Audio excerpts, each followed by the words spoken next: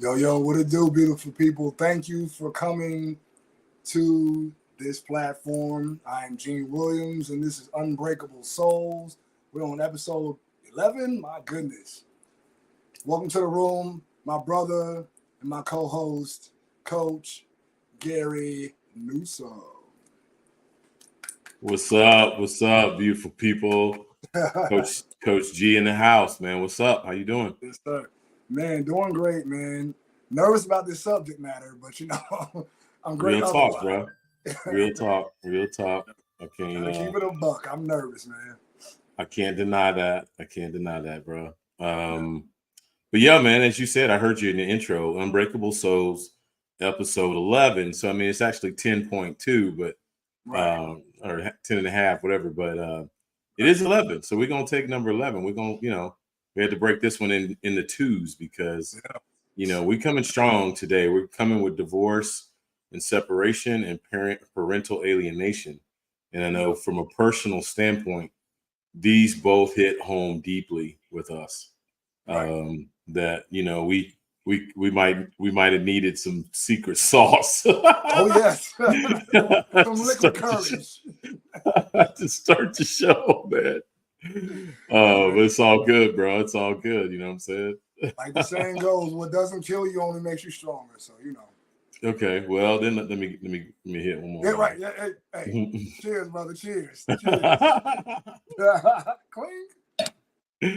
Oh, that's funny, man. No, man, real talk. So, how's your week? Good week, because I know we ended on a hard, sad note last week, and knowing that this was coming. So, how was your weekend prep for this? Oh man, so the week was it was up and down. I had my thinking about actually those subjects that we're about to discuss, especially the parental alienation part of it all. It was, like I said, I had great points, but even this morning, like going to my class, I like Saturdays was my favorite day just to, I'd be off of work. I work early, so I get to spend time with my family. And just driving to class, it reminded me of that. And I got sad, suddenly. It was like a bass drop. It was like, boom. Right. Then I just thought I couldn't stop crying. I'm driving to class and stuff, and just like tears are just coming down my face. And again, thankfully, I have a beautiful girlfriend who, she saw me crying. She wiped my tears and stuff, and I'm just like, oh, that's what's up, man. I'm just, and something I say often, especially in those times. I hate the build up that requires that release, tears. But I'm tired of being sad. You know what I mean? Right. I'm tired of missing my children, and like I've done nothing to deserve not seeing my kids. Right. So just when I see other kids, it's like it's bittersweet. I still have a lot of fun with a lot of kids, and that's the deal with me. Like, kids gravitate towards me, and I know they gravitate towards you as well. Yeah. So it's like it's bittersweet because you get to spend time with other people's kids, but you don't get to spend time with your own. Right. And I'm gonna use. Go ahead. No, it's nothing like it, man. I mean, as much as the surrogate children help, in my case, my boys are grown. So the Lord has brought me spiritual sons, especially I'm a recruiter in a college. So, I get to work with young men every day and build bonds and relationships, and it's rewarding, special. But man, there's nothing like your own blood. I miss my boys. They're my heart. Everything I feel like I've ever done and built was for them. Yeah. So, and for them not to see that and to judge their dad so harshly. I mean, I remember talking to my middle son about cancel culture, the society that's out there, and then they turn around and do that to me. So, but in therapy, I've learned I can't control other people's thoughts, feelings, opinions. As painful as that is, like you said, I don't feel like I've done anything, especially to them, to warrant the isolation and the death sentence because that's what it is for me. It's a death sentence. Right. They don't talk to me, don't want anything to do with me, and honestly, I don't even still know why. But Right. I spent a year suffering in silence with that, and Right. I just decided I can't live my life that way, because Right. if I was going to live my life that way, I might as well take my life. Exactly. Because that's where I was headed back to. Right. So I'm just like, I can't do that. I remember in those darkest moments, man, coming out of the divorce, and all the different stuff that, I needed them to be there and they weren't there. But, I kind of came to a realization that I need to live for my babies, meaning my grandkids. I have 6 granddaughters. So it was Man. them, seeing their faces every day, Right. that pulled me out of that bottle, that pulled Right. me back into a state of sanity, Right. as in going through, hospitalization and therapy. It's them that pulled me out and brought me back to life. So, Right. and now not to have access to that, Right. Right. Yeah. So I just got to find new whys, man, new whys to still be here, Right. So Yeah. It's something that my mom tells me all the time, and this is a universal law anyway, that everything is temporary. mhm. The isolation that you're experiencing from your sons because of the divorce, that's it won't be that way forever. Mhm. And I have to keep telling myself that, I have to keep telling myself that. yeah, yeah. It's tough because sometimes despair sets in for me.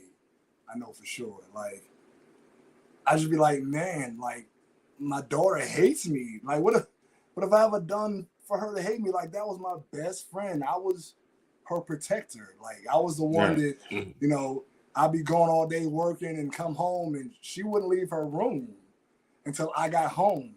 And Wow, she would man. sprint to me and hop in my arms, Daddy.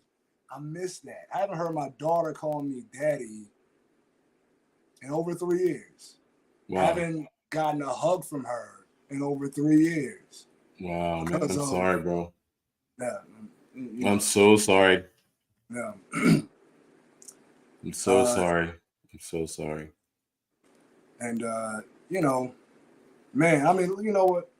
Hell, we're here. Fuck it. Like I had to. It got to the point where I had to start paying for, paying someone so that I could spend time with my daughter.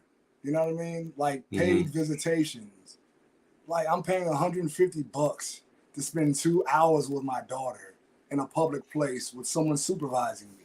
Wow, as if you're Really? some criminal and gonna hurt her. Exactly. Exactly. And I've done nothing to deserve that to my ex or to my children. I mean that I was not perfect, but it was never anything that deserved, being watched. You know what I Right. mean? Or being isolated away from my children.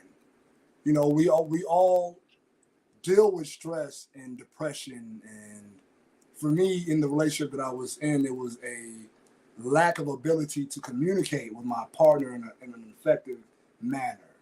Right. It was like as soon as I started to express something, it would she would turn defensive, and then it became an argument. And it's like I'm not trying to argue with you.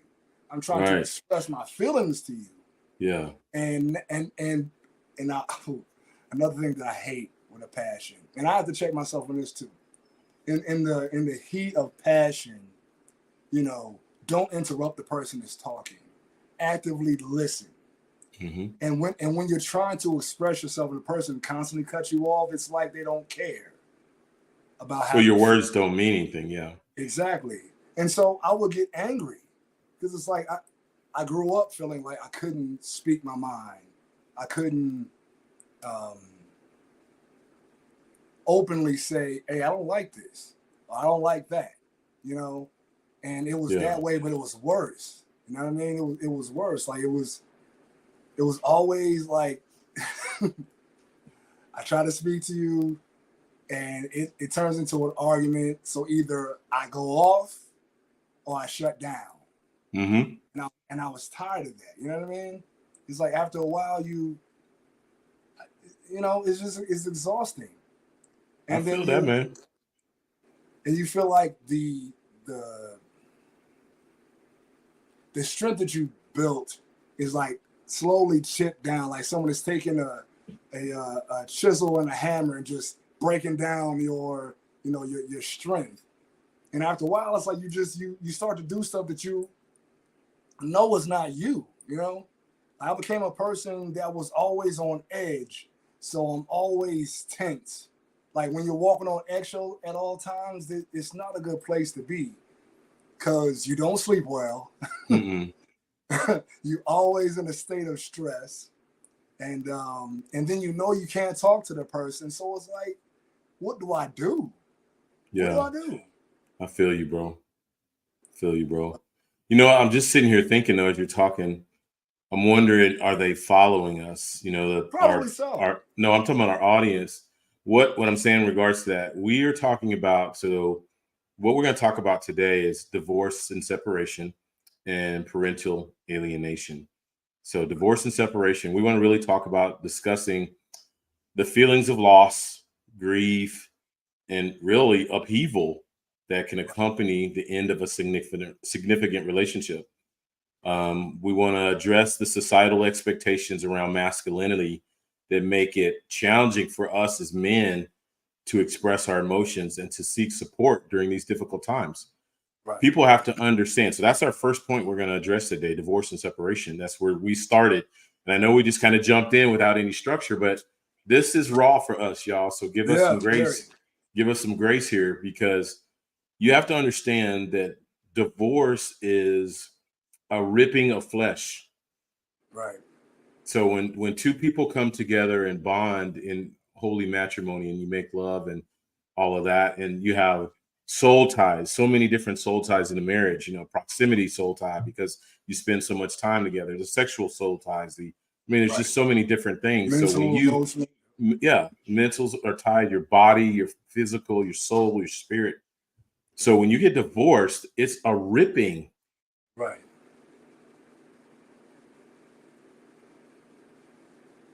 You there, Coach? You're frozen on my side. Yeah, it looks like he froze there, so he might have to go back out and in and everything along those lines. But I was hearing that deepness that he was having and all along those lines. So hopefully he can go back out and come back in, because it does look like he's frozen on this side. And it does happen sometimes. But y'all were talking about that whole divorce situation. Like I told you before, I haven't had that pleasure. Still trying to find that right and miss one and everything. But I do know that sometimes divorce and separation can even happen in the single life, as you know, Right. Gene, because definitely you can be engaged in that space even when you are not necessarily in the marriage space. Because I know that I've mentioned that I have been in relationships that ended abruptly. I told you that one time I literally had to walk away just because I was feeling a little bit too much pressure and that it was not going in the right direction and all along those lines. And I think I told you about another time that a person was being a little bit too bold and was kind of claiming parental property before we had even gotten to the point of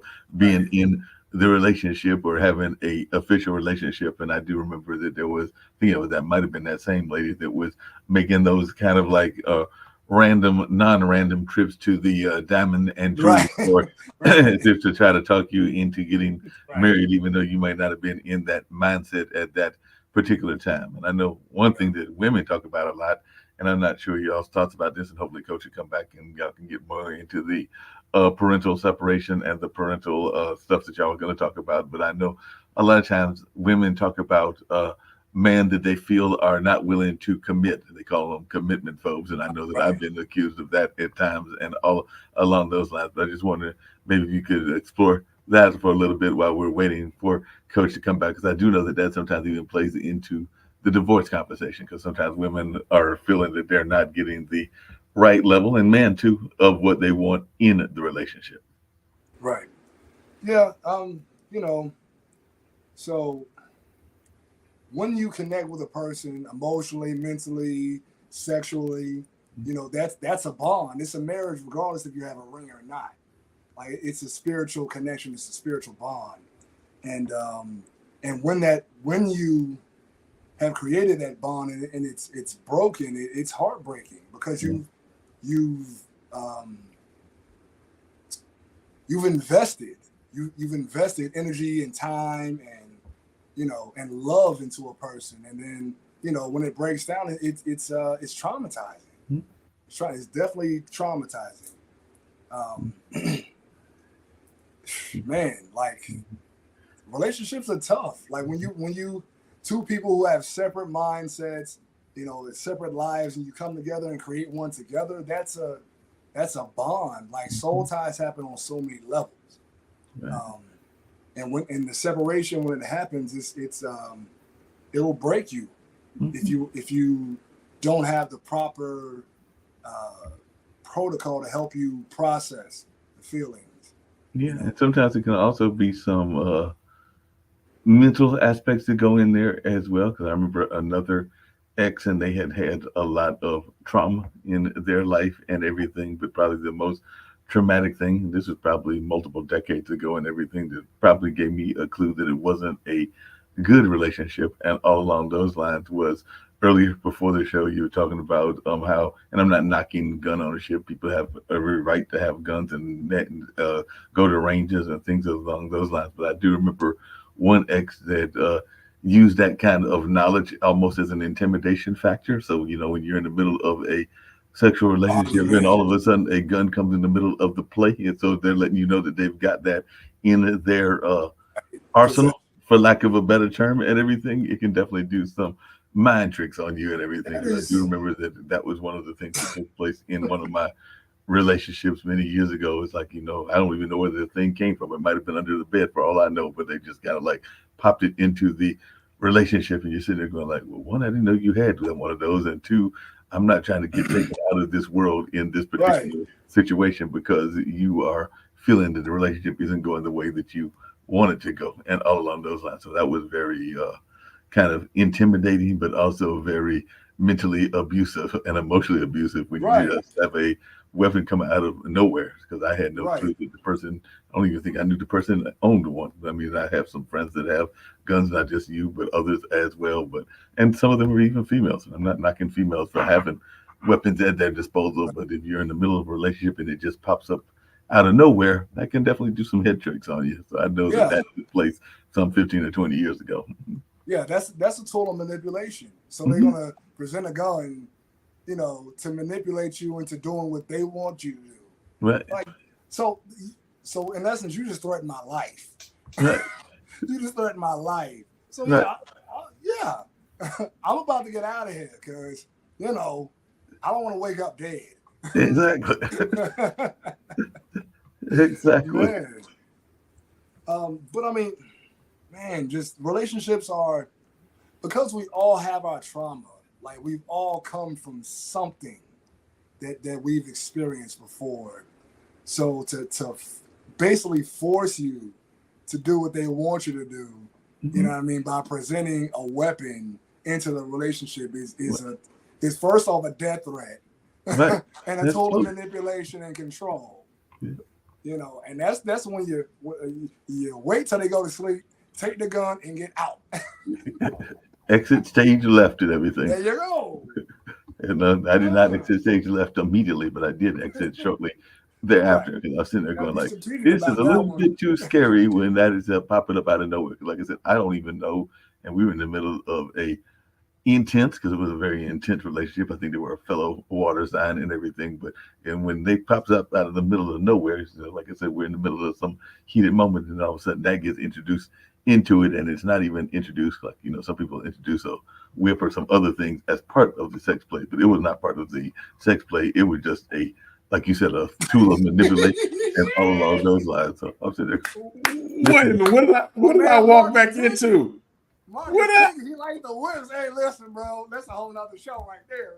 Whole nother show. What did I have technical difficulties, and I walked back into the show to whips and chains. I thought we were talking about divorce separation. I come back. We were talking about divorce and separation, and I was sharing while you were gone.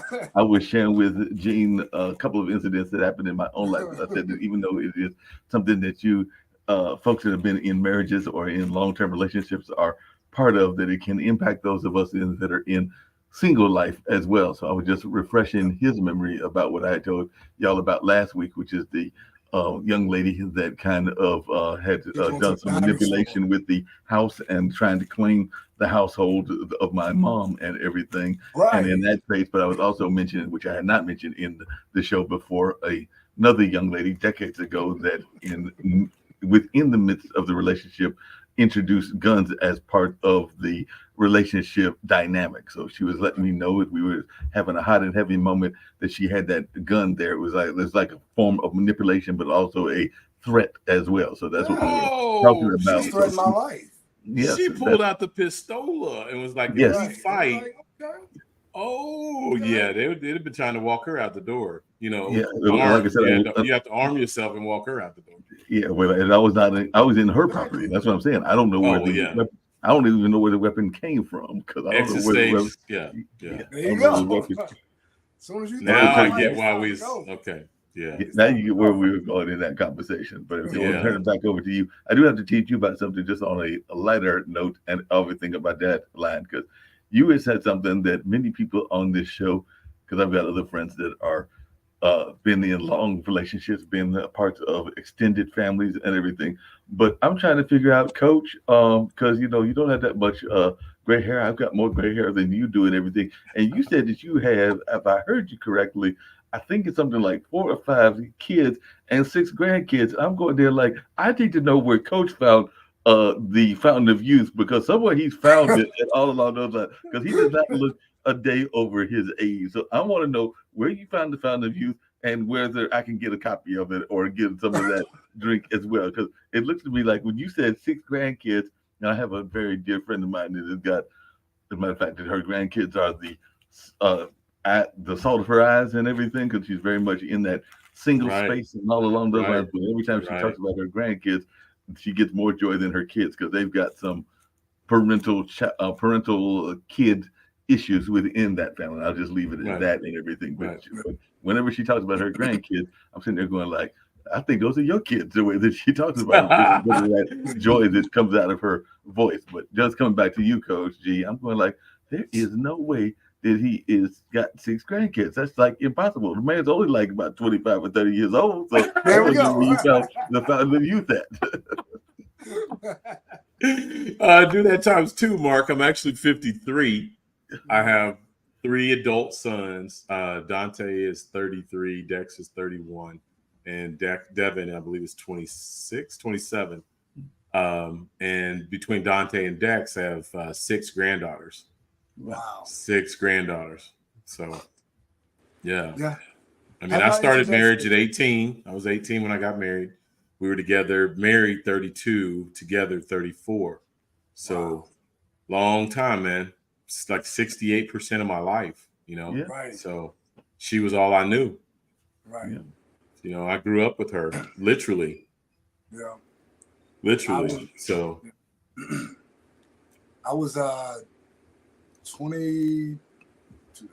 So 23 when I got married, and my ex and I were together, married for 17 years, together for 18 and a half. So, big chunk of my life. I'm only 42. So, it's a big chunk of my life. It's almost half. I will turn it back over to y'all so get back on track and everything. But just really quick, Coach, before I duck out and everything, do you Mark. sometimes think that it is poetic justice? Because you just said that you had 3 sons, and I know that it is one thing to raise sons, it's another thing to raise daughters, and you just said that the granddaughters are 6 granddaughters. So I just wondered if there's some poetic justice, the fact that you had 3 guys in terms of the ones that came directly from your loins and the relationship you had with the woman and everything, and now they are creating girls and everything. So I Right. just wondered Yeah, how well, that works. I lost 4, and I believe 2 of those were girls. So, Oh. Yeah, it's poetic justice to me. God has a sense of humor. I love it. I love being a poppy to 6 girls. So, I love it. Yeah. I love it. I'm a girl Not that I dad don't as want a well. grandson to carry the name on. That's important, but man, I love having these girls. Yeah. They They're bring my something heart. else out of you. Yeah. Yeah, yeah, They bring out that soft side. So I yeah. have a bonus son, I mean, to me, he's my son. I've been in his life since he was 17 months old. So that's my son. He's 22 now. That's your boy, well, man. Yeah. About to be 22. Yeah. You're all you know. Yeah. So that's my son. Like, to me, like, I wasn't there to help, create him, but I was. It's not about that, man.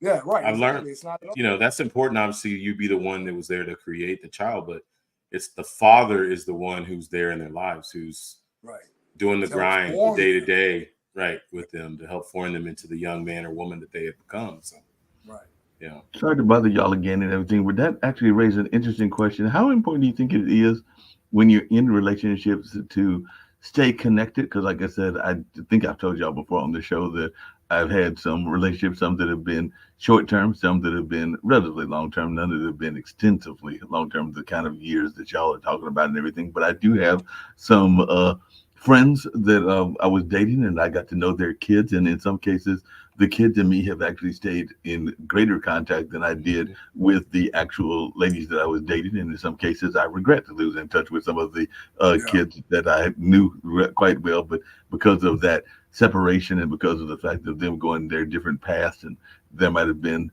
myths and lies told about me that they were not able to connect and keep that connection and all along those lines. But I do regret that sometimes, and sometimes even my own mom will ask about certain ones of them that I used to know and all in that space because she got to know them during those brief time frames. So how important do you think it is to maintain those connections, whether it's in the dating world or in the marriage world, to those children?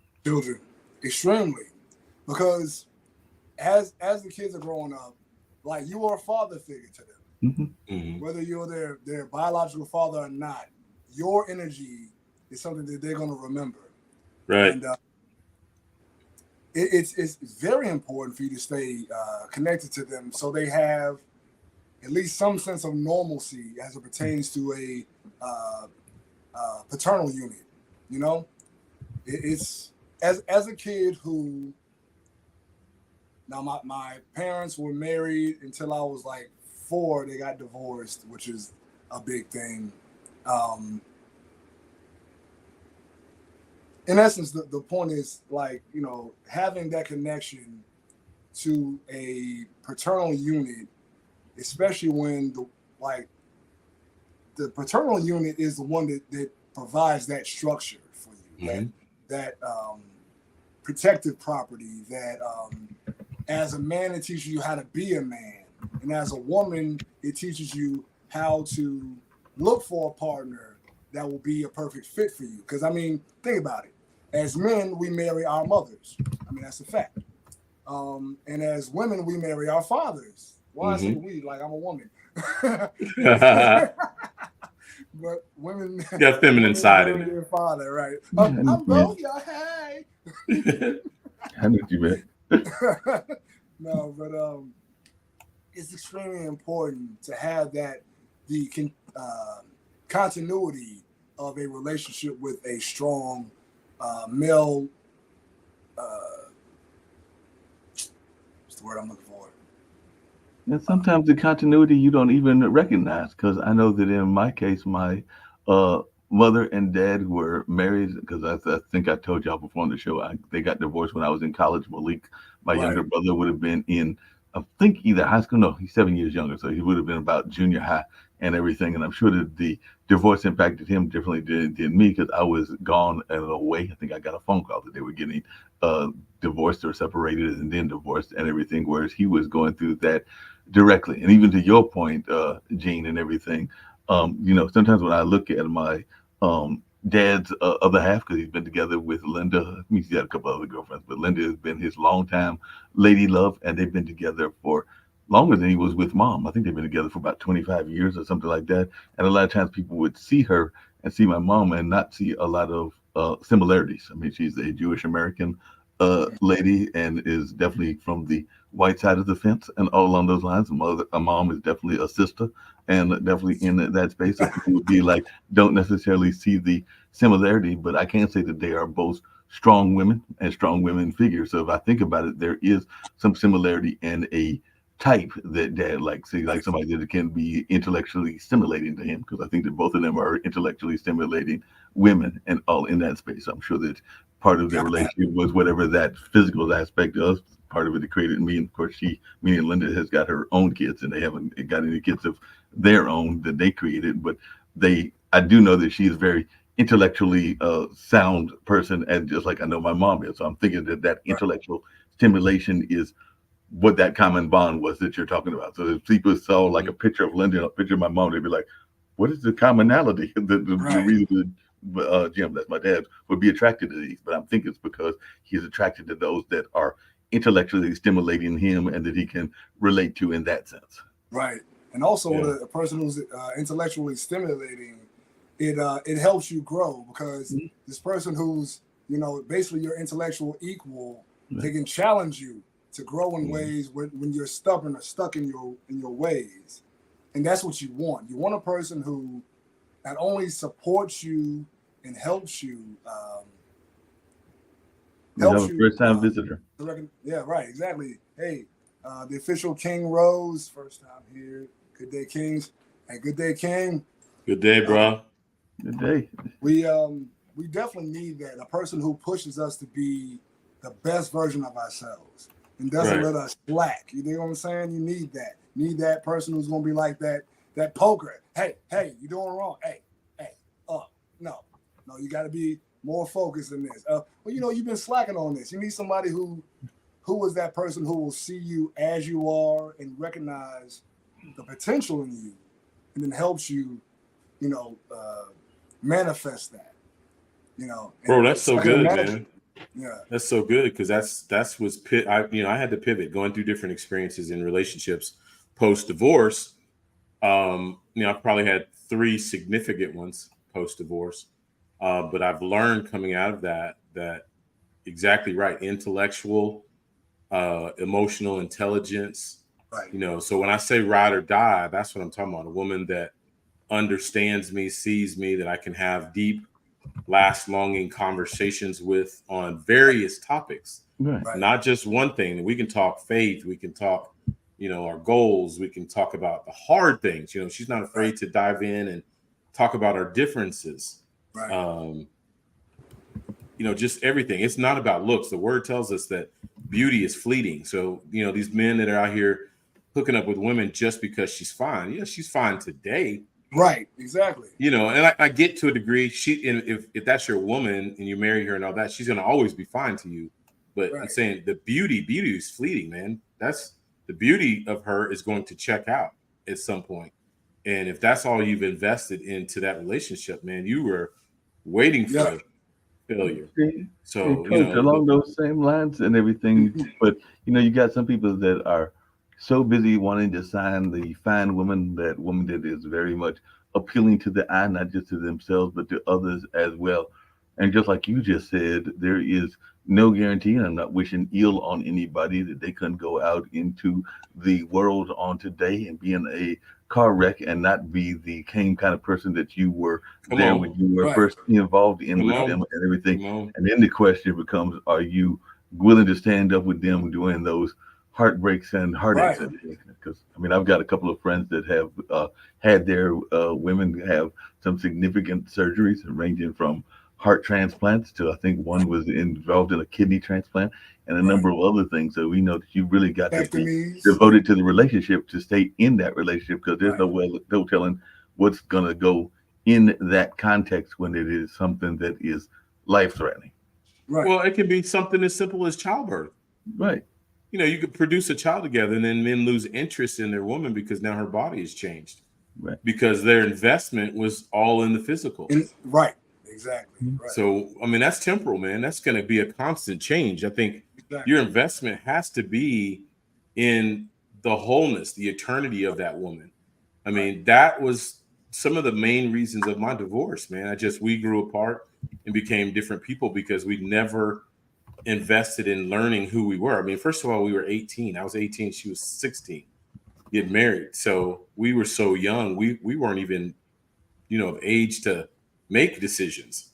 So we had to grow up as individuals and together. And we just finally grew apart. You know, our thought process was completely different. So Right. I'm dedicated to that now, man. I'm, you know, just out of a relationship. So I'm okay with being single, man. I'm okay until I find the right person that is an intellectual, that is, you know, stimulates me that way, that is that ride or die, that has my back, that understands me, that sees me, gets me.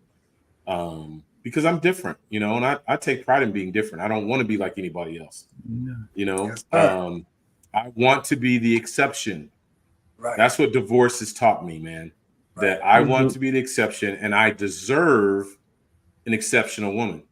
Right. But I feel coach, like, and this is but coach along those same lines, and this might get into trouble with certain people that listen and all along those lines. But I've uh-oh, alluded to it before. But there are institutions that sometimes don't know how to handle divorce, and I'd love to hear your thoughts about that because a lot of times the church and all along those lines are trying to get people. I actually had a dear friend of mine that stayed. She's now married to a brother, it's a white woman and everything, but she married a brother. But at the time that she was going through the divorce, the man was being abusive, and the church that she was involved in was trying to find ways to keep them together because they were feeling that it was, you know, against church morals to be against for divorce and everything along those lines. So I do know that some of our institutions don't know how to handle divorce. And then the flip side of that is that some of our kind of born again churches and everything are too quick to try to match you together. I think I told you Right. that I've run into folks that are in right, that kind of church environment. So as soon as you walk in the door with the woman and they are part of that church family, they're telling you that they are the prophets, and the Amen. prophets have told you that you will be their next husband or their next whatever. I'm going like, I don't even know if I like you or your church yet, and you're trying to right, decide right, that right. I'm going to be joining y'all in holy matrimonial for this day on and everything. But I know, Coach, you're in that religious space. I just want to hear your thoughts about both of those things that I bring up. Oh man, my divorce, my whole viewpoint on that has changed because of my divorce. I mean, yes, I still believe that God doesn't want divorce. We got a new first timer there too. Yeah. Um, It's bless you, our Illuminati. sister. Bless you, our sister. We're honored that you're here. But man, no, it changed my whole viewpoint. I mean, again, I know God is not a proponent of divorce, doesn't support divorce, but also he doesn't support abuse. And that can be emotional, that can be physical, um, especially when at least one of the parties in the relationship has tried and tried and tried. You can't force the other partner to do their part. I mean, you can't move a parked car, Right. you know? So, you know, I just felt like in mine, I kept trying, you know, we need to work on this or we need to work on that. Maybe we need therapy or we need, you know, all these different things. And there was just no budge. And then there's the withdrawal of emotion and feeling and sex and all these different things that left me feeling like I was out on an island. Right. The enemy By being the yourself. enemy, right? The enemy being the enemy knows my desires. So what does he send in front of me now? You know, so women that are saying the things that I need to hear and willing to do the things that I want to do. So every time that happened, it made me in a place of regret, resentment to my wife. Every time a woman came on to me, I resented her. You know, some of the relationships that I've been in since that, every time a woman hits on me, the person that I'm with, I resent them because I'm like, here I am again. Someone else sees me way Right. beyond than And what you you see. don't. And How you don't. am I laying up in bed with you, building a life with you, building up a relationship with you, and you can't see these things in me, and a total stranger comes in and tells me how great I am? Right. And I'm not talking about, you know, guys, I'm not talking about surface stuff, Right. surface on the outside stuff that really speak into your soul.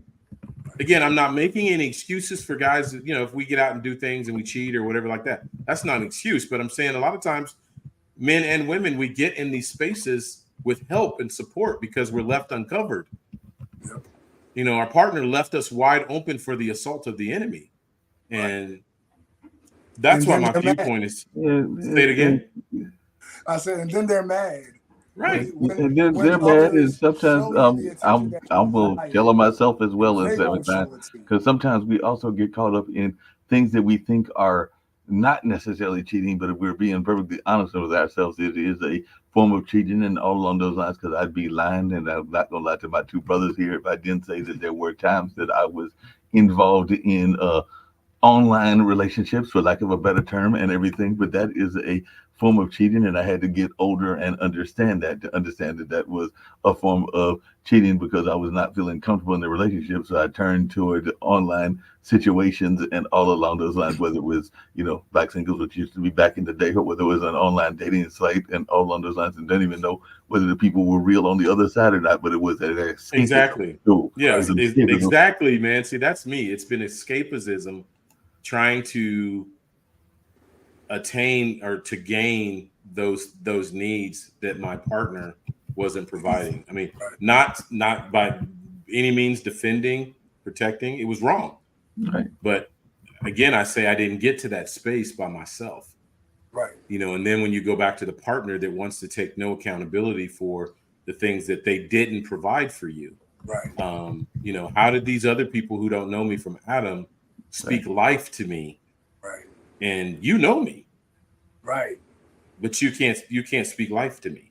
Right. Or choose not to speak life to me. Right. And to that point, the people that are sometimes doing it to you in that kind of virtual world, they might not know you from Adam, and they might not even be who they are pretending to be, but at least they know the words to say and the buttons to push to make you feel that you are getting some sort of relief, even if it's not real relief, but you're feeling like you're being emotionally heard, and that you're being heard mentally in all the ways that we want to be heard. So if they knew the buttons to push, and like I said, they could be sitting there in Timbuktu laughing their ass off, not even really engaged, but they know enough to create enough of a persona to make you think that they're engaged. Right. See, I want to throw this out there. I think men have become so broken. We always talk about women being broken, but I want to say men have become so broken, and I'm going to speak from the heart because this is me, that there's I would say all men know and desire, having a thought and a desire of the type of woman that they want. Mm-hmm. And because of the trauma experiences that they've had and different dating situations, they get a woman that is so foreign from what their expectation is, what they're used to, that the love that woman provides is so foreign. It's actually what they desire in their heart of hearts, but since they've never had it, it's so foreign that they run. They self-sabotage that situation. And what do? We go back to what's familiar. We go back to what's familiar. Come on, Mark. I had to laugh there because you were talking about I had to hit it on it there. No, you hit it on the nail. Not only that, but we self-sabotage, and sometimes we don't even recognize the gift that is there. Because I know a lot of times there have been a number of situations, and I've said it on this show, I've said it on other shows as well, that sometimes we are so busy being afraid of our own reality and afraid of our own situation that we don't even go after the gifts that are there. And then when it turns around, as I think I mentioned to y'all last week, that a friend of mine is actually now dating somebody that I thought was the cat's meow and all along those lines, but I never pursued the person. So I really can't claim any fault other than my own, but I was too busy talking myself out of it, because we can also talk ourselves out of relationships as well. I know that there are times that we will sit there and recognize somebody that could be the person that needs to be in our life, but we're too busy sitting there going like, nah, they'll never talk to me. I'm not their type. They're go for this type. What about when you actually have them? They want you. That's who you're dating now. That woman is the epitome of everything you thought and you dreamed of. You have now right in front of you. But you are so broken as a man, so used to not having your needs met, that it's scary as hell. Like shit. Yeah, I try not to cuss, and it's you that runs. You are the one who self-sabotages and runs. Yep. Because you're just like, this cannot be this true. This cannot be this good. It can't be real. And what do you do? When is the other shoe gonna drop? You fall back and go back to what's familiar. Right. Even though you know it's trauma. Right. Even though you know it's toxic, you fall back and go back to what's familiar. But it's what you're used to. It's It's the stasis. It's safe. You place yourself in. Right. Yep. It's safe. Yeah. And so you go back to something that you know is going to break you down, because it's what you're used to, as opposed to what actually builds you up. Mm-hmm. And that's the crazy thing. Like I'm not even gonna lie. The relationship between my current girlfriend and I did not expect it. I was not looking for it, nor was she. But like she is everything that I've been looking for without even looking for it. You know what I'm saying? I envy Like that, brother. we were just friends, and we helped each other through a lot of traumatic experiences within that time frame of the separation between my ex-wife and I. And it just, after a while, it just became so natural, but it took a while. And it's still, sometimes I like, uh, okay, wait a minute, Gene. Wait a minute, Gene. You're overthinking. Right. You're about to push her away. Right. Calm down. And recognizing it's trauma, it's making you push away. So, acknowledge the trauma, process your feelings, and then drop that stuff because it's not something that she's doing. It's something that, because you're afraid of a repeat of what you experienced, then you put up those walls and you realize, damn, I shouldn't be so damn distant. You know what I mean? Let me tear this wall down and let her in. I'm still like, But Gene, I got to come back because one of the things I got to say is that those walls are not just always of our own making and everything. Because if I hear, and I'm not saying that is nothing wrong with having friends of the opposite sex and all along those lines, but I do sometimes think that the friend box is a wall that sometimes women and other people put up as well. So I'm not saying that you can't be friends and have friends that are females and everything, but I do get frustrated sometimes when you get automatically placed in that friend box and you're sitting there going like, that's not what I want from you. I want an actual relationship and we need to explore this possibility. So I do get frustrated sometimes by that friend box, and that's just me being real and very real as we do on this show and everything. Yeah. I mean, there's nothing wrong with being in the friend zone. I mean, that's how you learn the person, and maybe it will evolve and become a romantic relationship. But I mean, you don't want to force nothing. You want it to be natural. You want it to be natural. You want them to want to be there in that space with you. So I mean, I look at it like this. All right, you want me to be your friend? Cool, we can be friends. I'm cool with that. And like I said, with the situation I'm in right now, like it was just a friendship. Like we were friends. We were both like kind of sounding boards for each other. Right. And then in that process, we fell in love. And it was the weirdest. This is our show, so I'm like, it was the weirdest shit. It was the weirdest shit in the world to me because I was like, I don't want to be with nobody right now. I'm still going through this divorce, this separation, this tearing, like you said, tearing of flesh. And honestly, I don't want to be with anybody.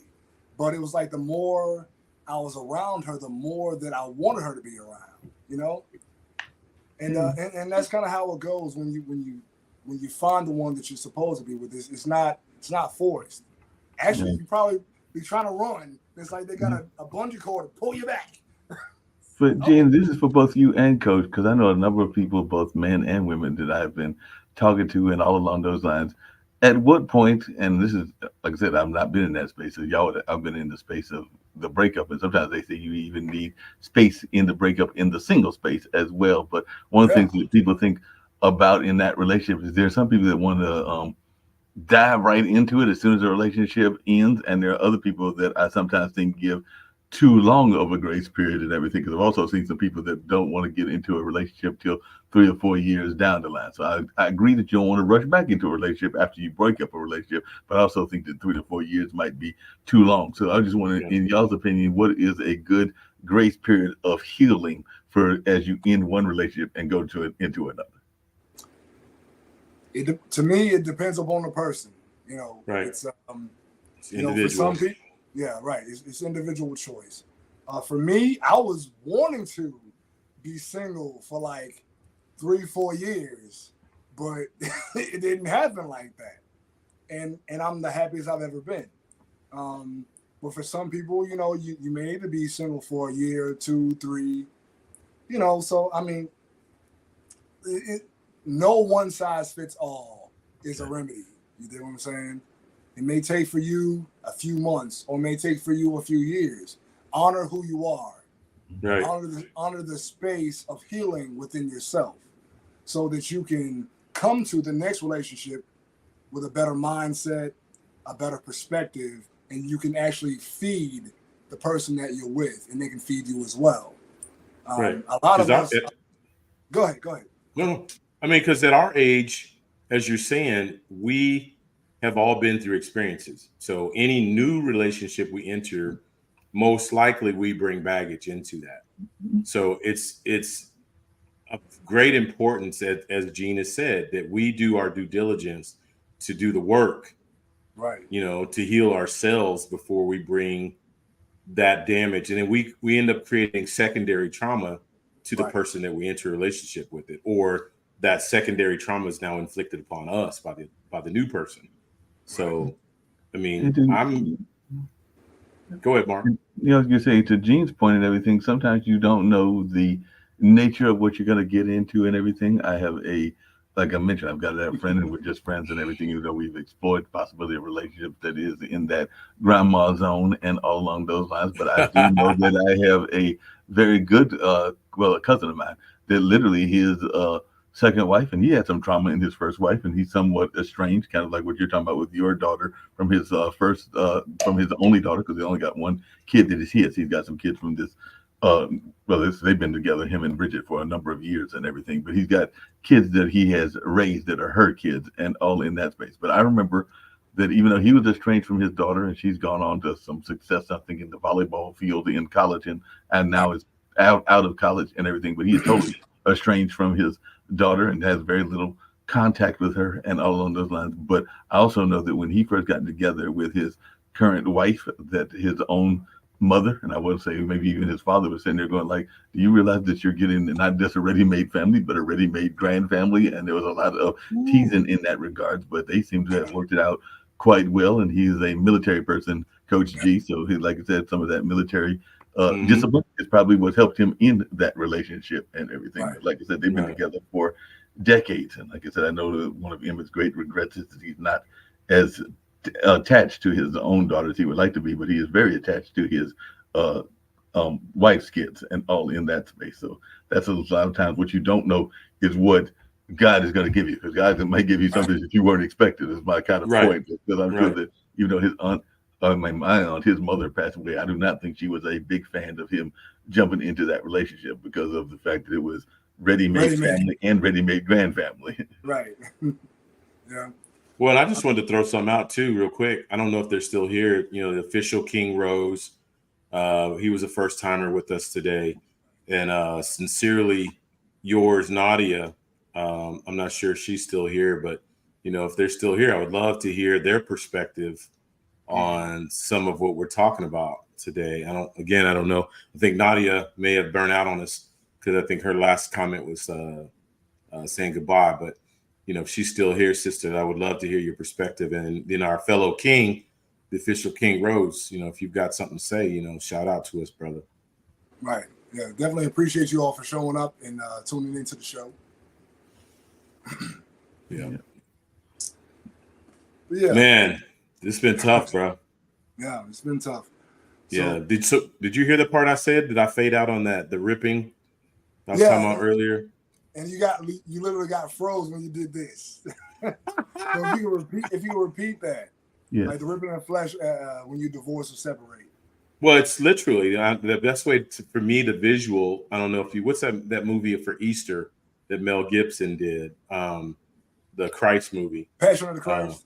Passion of the Christ, where they're beating him with the whip, and then they change. The Romans were so brutal. They go get what's called a cat of nine tails, which is like glass and nails and stuff like bones. That. Yeah, so it claws into your skin, and then when they pull it, that's flesh being ripped off. I mean, that was insane imagining Jesus went through that. But that's what divorce is like, bro. Yeah. Divorce is literally the ripping of flesh, because you have joined and become one body, one mind, one soul, one spirit. So it's a ripping of all of those things. That's why it's so painful. That's why there's such a void left in people when they come out of divorce. They're empty. I was doing the math. 65% of my life, I'm 53, 65% of my life I was in marriage with my ex-wife. Right. That's all I knew. Right. So yeah, so it was like coming out of that. Go ahead. Go ahead. No, go ahead. I was saying, so you're basically pulling yourself out of the reality that you are used to create a new one, and the majority of your life was this relationship. Yep. So I had to find myself all over again. I had to find, what does Gary like? What does Gary? What interests me? What, who am I? First of all, right. Not alone, trying to date somebody, but number one, who am I? Right. What do I even like in a woman? Right. What are my desires? What are my needs? It took me the longest just to figure that out. So, but I feel like I'm there now. I know what I want. I know who I am, first of all. Right. I know who I am. I know where I'm going. I know what I want and I desire in my mate. So, and that's first and foremost. Before you hop into a relationship, period, you have to have a very detailed knowledge of yourself. Word. Because if you don't, you're coming to a relationship damaged already, right, with a lack of self-knowledge. And then merging with another person is like you begin to adopt and adapt to the reality that you create together, and you begin to lose yourself. And that's what happened to me. We were mad young. We weren't even necessarily ready to get married. But it was kind of pushed by the older generation for us to get married because it looks wrong, wrong for us to it's be better to marry than to burn, as Mark was talking about the church. Right. He's like, nah, I mean, I'm different. But we did it because I'll say personally, I did it because I didn't want to lose her. But she wasn't ready, just like I wasn't ready. And it was a discussion that we had closer to the end of our relationship. Like, neither one of us were really ready to be married like that. We had only been dating for a year and 2 months before we got married. And like at that time, like she was 25, I was 23. And there was still a lot of growing up that we both had to do. Right. And I just realized that like we did it to uphold the status quo, and it ended up tearing us apart, like both as individuals and collectively. Like it tore us apart trying to uphold someone else's vision of what's right, but it wasn't right for us. Right. And I think try to hold together, sticky paste together a relationship that was not fully mature to form a life going forward together. It just didn't work. We like you said with your wife, we grew apart. Our values were different. Our mindsets were different. And I mean, and that's not a bad thing, because in a situation where your partner is one way and you're another way, there's the ability or the opportunity to adapt and grow and evolve to a higher value or higher version of yourself. But it has to be from the standpoint that you both respect each other's differences and recognize them as a way, a different perspective to help you see the world in a broader sense. Makes a lot of sense. We can go a little bit over and everything because I know that Coach bounced off and everything. I got to tease y'all about something. I'm thinking that both of y'all may be, because I was looking up stuff while y'all were talking. I'm thinking that y'all are not exactly going to be, because they say the divorce rate, and like I said, I'm not even had the pleasure of getting married. My brother's been married twice, but they say that it is incredibly high and everything. And I actually I was doing a talk about the history of Durham and its connection to Duke University a couple of weeks ago, and I met a young lady from this state that I'm getting ready to mention it and everything. But I'm thinking that you don't want to go to Arkansas because apparently Arkansas leads the state in divorces. So that apparently, if you What? yeah, it says that Arkansas is the state with the highest divorce rate in the U.S. and definitely the other states that are in the top 5 are New Mexico, Wyoming, Kentucky, and West Virginia. So apparently, you don't want to go to Arkansas. What is it with that? Yeah.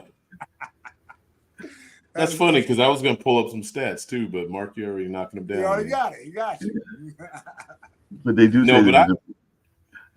I echo what you said, Gene. Man, I feel like I've really evolved, man, and I can go back now and reflect and look back in areas of my marriage that I was wrong, where I can accept responsibility for my errors of my ways, and things that I would have done better. You know, Right.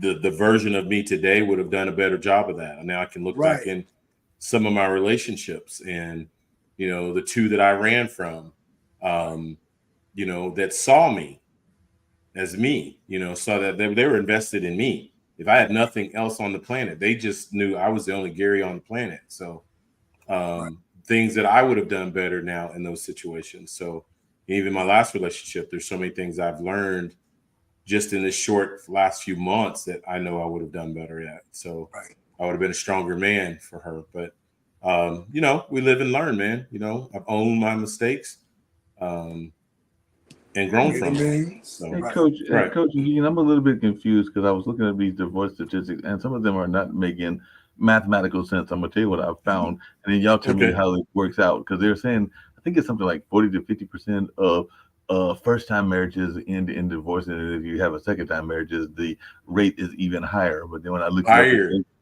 then when I look it up, it says that there are 14.56 divorces per 1,000 married women. So that's not that high of a percentage. So that's why I'm kind of confused because it says that after reached a 40-year record low for 2 consecutive years, which would have been 2020 and 2021. The divorce rate rose slightly in 2022 to 14.56 divorces per 1,000 married women. So I'm going like that doesn't add up from what I've heard and everything. So I'm very confused. Well, I think men come out of divorce and remarry fairly quickly. Gotcha. And that's not necessarily a good thing because we don't take the time to deal with our trauma. We just talked about what divorce does to you. We don't take time to deal with that trauma and we're right back in another relationship. Whereas women will separate themselves and go out on an island, probably too far out deep in the dark, and isolate themselves. And then will maybe at some point circle back and remarry. But men will, in most cases, remarry faster than women do. But again, that's the detriment of the new relationship. That's why those stats are so staggering. The second marriage is so bad because really on both sides, people didn't take the time to heal. And that's what they did say, because when I get into some further the things, they say about 50% of all marriages in the United States will end in divorce or separation. Researchers estimate that 41% of all first marriages end in divorce, 60% of second marriages end in divorce, and 73% of all third marriages end in divorce. And the United States has the 6th highest divorce rate in the world. So we're not at the top of the list, actually, a country that is... Who is the highest? Believe it or not, it's that country that's fighting the war. So Russia has got the highest crude divorce rate. Russia, Belarus. Yes, Russia, Belarus, and Gibraltar are up there ahead of us and everything. But yeah, there are a couple of countries that are ahead of us in that sense. So that's where the top 20 on this list that I'm looking at, it looks like we're about 4th, even though they said 6th. But Moldova is right below us, and Lithuania is right below us, and Cuba just below us is right below us at 2.9 and everything. But yeah, there are a number of other countries that have it. But they break it down because they said that every 42 seconds, you heard me, every 42 seconds, there is one divorce in America. That equates to 86 divorces per hour, 2,046 divorces per day, and 14,364 divorces per week, and 746,971 divorces per year. So they and every 16 seconds there's a marriage in the U.S. So that equates to 230 marriages per hour, 36,762 marriages per week, and 2,015,603 per year. So there, every 16 seconds, there's somebody getting married somewhere. Well, we live in a microwave society, so we're moving Yes. fast, and we're trying to hurry up and rush into things. So, Mhm. and then so that's the outcome is because of what's happening in the front side. So, Right. And that's the reason they said, because they said among all Americans 18 years of age or older, whether they have been married or not, 25% have gone through a marital split. So if they're not, like I said, I went through that with my parents and everything. So even if you've not been married yourself, 1 out of 4 have had an impact of a marital split. I would say this.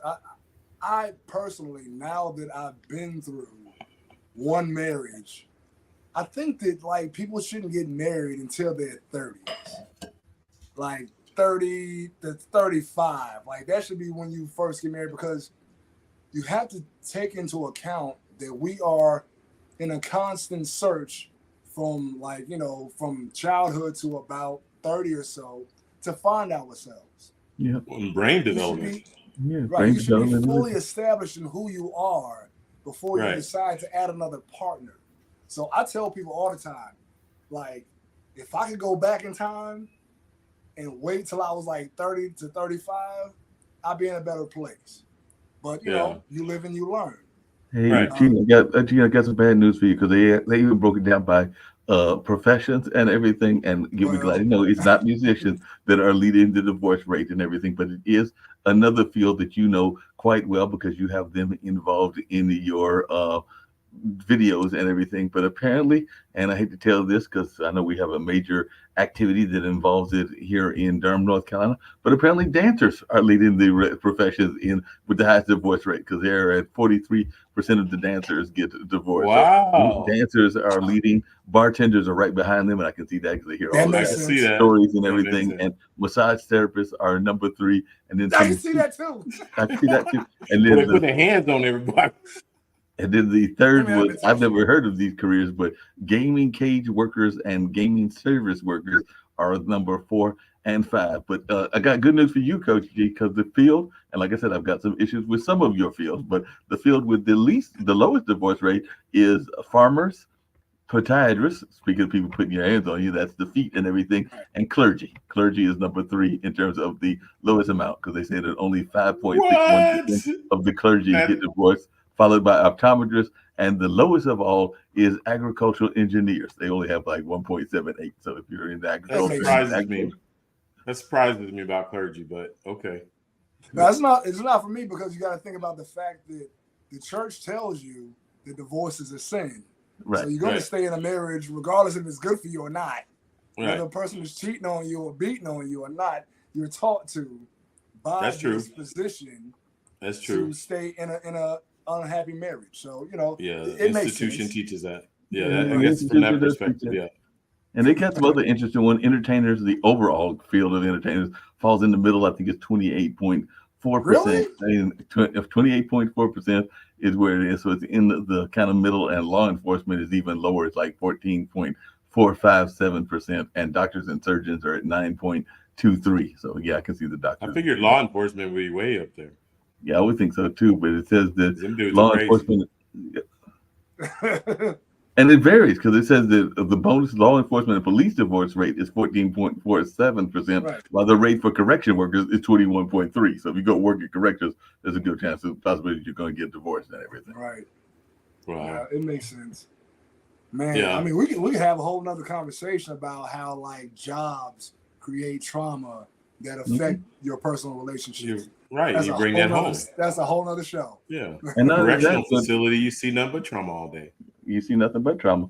Exactly. And there's been this whole conversation about, and people are trying to figure it out because it's all over the news, about people that decide to do other styles of life and everything. And yeah, they've got statistics for them as well. And right now they're saying that about 1% of married same-sex couples get divorced each year, while about 2% of married straight couples divorce. So they are not that far behind the rate and everything. So they're saying that lesbian couples are nearly twice as likely to end a marriage or civil union than gay male couples. So they're saying that the women are going like, no, really? I don't like That's interesting. That's interesting.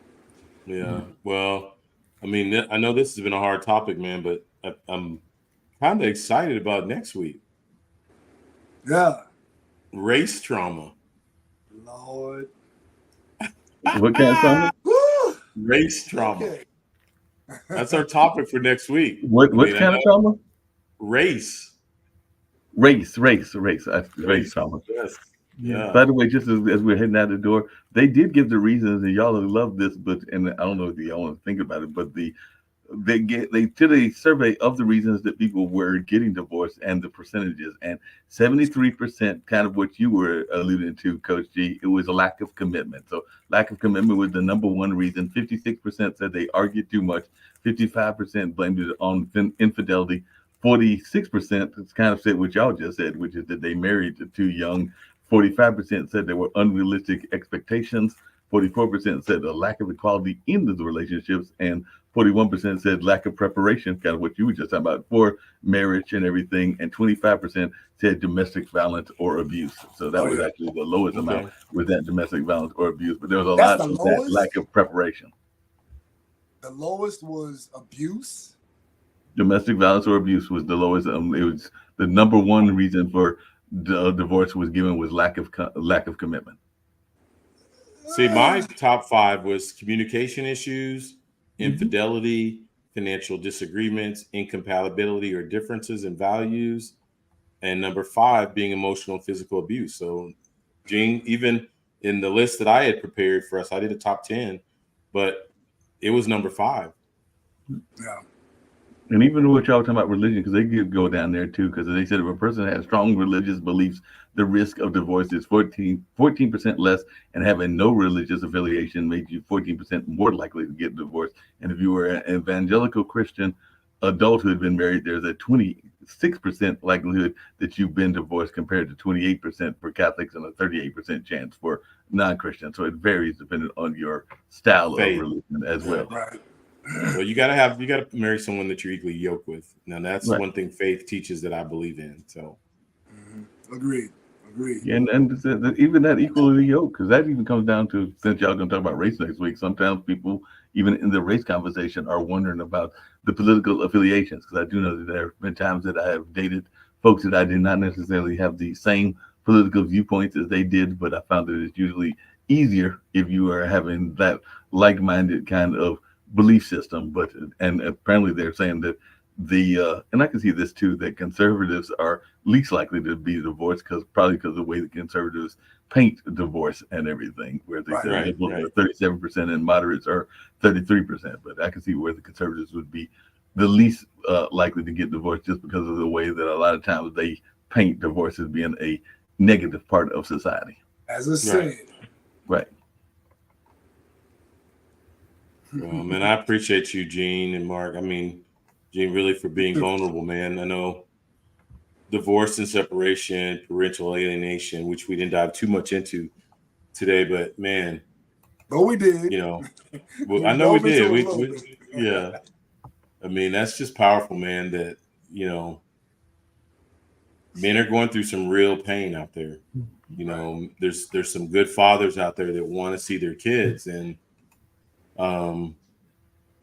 you know, and there's some have done some stuff and need to do some work on themselves, but I would even say there's an overwhelming majority that have done nothing, and it's just it's manipulation on the part of the mother that are keeping the father from the child. But bro, I'm just telling you from experience, being a counselor, being a coach, being a minister, that will come full circle when, you know, the child reaches an age of majority and they can start thinking for themselves and get some separation from the noise and make decisions for themselves. Then that family member, that, you know, that parent that kept the child from the other parent, oh, you got hell to pay. You got hell to pay. Run it on yourself. But Gene, if I remember correctly, aren't you in the same area roughly as where your daughter is and everything? Like you're in the same like general area? Yeah, like she lives 20-25 minutes away from me. So yeah. And this is where I will put a little bit of caveat to what you just said, Coach, because I do know that some of that manipulation is very real, because I have seen that firsthand, not directly, but as I just mentioned with my cousin. He's in the Atlanta area, Atlanta, DC Mhm. area, and everything. His daughter is in Chicago, so I do know that they have been separated for a long time. And unfortunately, he has not had a chance to do that kind of healing that you're talking about, Coach G, because of the distance that is there and the way that his ex-wife and everything did the manipulation. So I don't even think that they talk that much. And she's definitely separated, not just from her family. I want to say that when her own, yeah, I don't think, yeah, matter of fact, I know she didn't, because they both passed not that long ago. When both of her grandparents passed, which would have been his mother and father, my aunts, she was nowhere to be found at the funeral, because I don't even think that she was given the notice. And definitely she was manipulated in such a way that she was not allowed to come to mourn the loss of her own grandparents and all in that space. And that was done within the last, I think, Carolyn might have been about 2 years ago, and Uncle Skip might have been about, she was before, so he might have been about 2.5, and she might have been about a year and a half ago. But it's been a while, sometime back, and she was nowhere near those services. That's a tragedy. Yeah, Very it is. tragedy. And the person who has, what's the word I'm looking for? Who's created this separation? Like, I would imagine that the suffering that they experience deep down is ripping them apart. And the thing is, like, it's a self-created reality. You've created this reality where you've created a dissonance between a child and their parent, and man, it's like you not only have you created a hell. Oh crap! All right, so my tablet's gonna die soon, guys. Uh-oh. But you created a dissonance between a child and a parent that is meant to help guide and direct their lives. So not only have you created a chasm in their development, but you've also created a boomerang effect where you're going to have to suffer for what you've created. Everything has an equal and opposite reaction. Every action has an equal and opposite reaction. That is a universal law. Anything that you do has a consequence, whether it's good or bad. Right. So understand, you do dirt, you get dirt.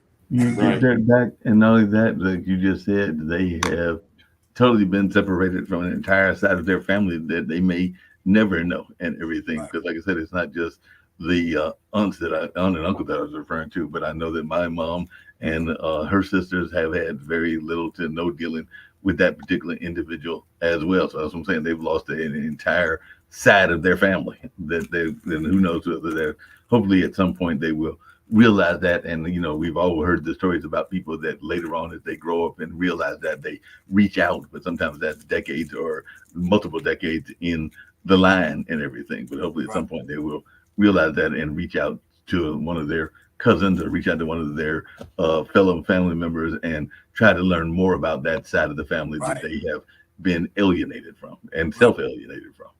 Right. That's part of their familial history. So they're missing out on a part of themselves that makes who they are. Right. Like your DNA and those people who are connected to that are part of what makes you who you are. Right. And when you've been consciously taken away from that, then you lose a part of yourself. Mm-hmm. And unfortunately, that's what I'm going through right now. And I know it's going to end soon. It's been tough dealing with this 3-year separation from my children. Like, they're missing out on part of their own development because they've never really even gotten to spend time, like, even in the context their of father. relationship. Yeah. And my side of the family. Mm-hmm. Like, there's a lot of, like, my daughter looks just like me, minus the facial hair. There was a lot more hair. But, like, you don't get to understand what made me be the person that I am. And that makes up part of who you are. And that's just, man, we could be on this all day, man. I hear you, bro. Yeah, we don't talk about this all day long, like it's hit and everything. Because it's definitely something that people deal with on a regular basis and all on along. the regular. On the regular. Yeah. Yeah. Well, Guys, man, okay. My tablet is on 3%, guys. we're a little over our time anyway, and Yeah. I think I'm out of courage. So I know. I need to go No get some problem. more. We can ready to hit the popular video, and hopefully Gene's tablet will let him see it. But if not, we'll just go without and everything. But we'll see. But we'll get on out of here, and we'll be back with more conversation. This time about the male bonding and from a race perspective on next week and everything. But this was been a very deep conversation, and we'll get on out of here and go out with Gene's video. And I know I'll see Gene tomorrow on Where's the Love, all about bullying and all along those lines. Where's the love? Yeah. Where All right, is the peace. love? It's your boy, Coach G. Hey, peace and love. Thank you all for joining.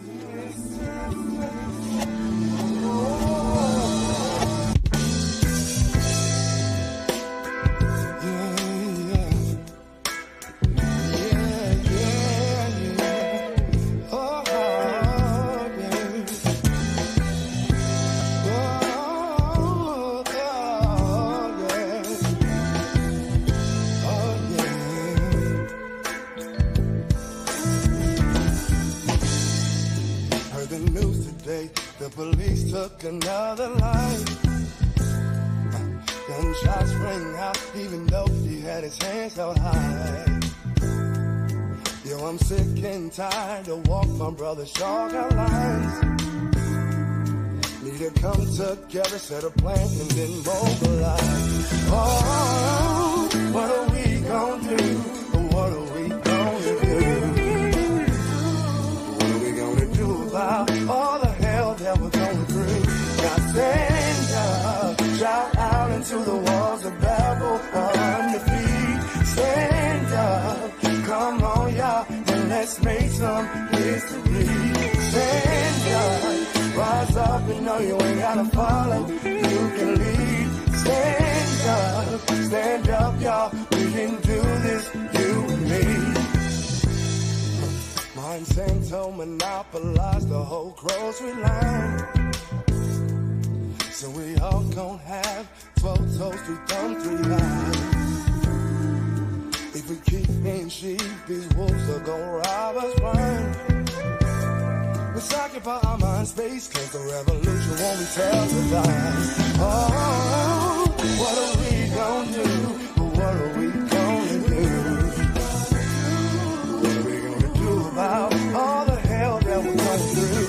Now stand up, shout out into the walls of Babel on your feet. Stand up, y'all, we can do this, you and me.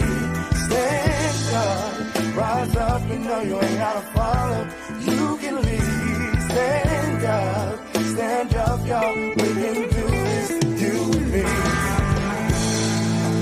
Oh, mercy, mercy me. The government should nurture and believe. When will all these wars be done?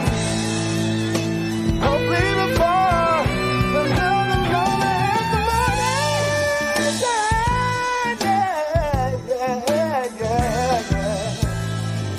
Before another mother has the one person. Shout out into the walls of Babel on your feet. Stand up, come on y'all, and let's make some history. Stand up, rise up, you know you ain't gotta follow, you can lead. Stand up, y'all, we can do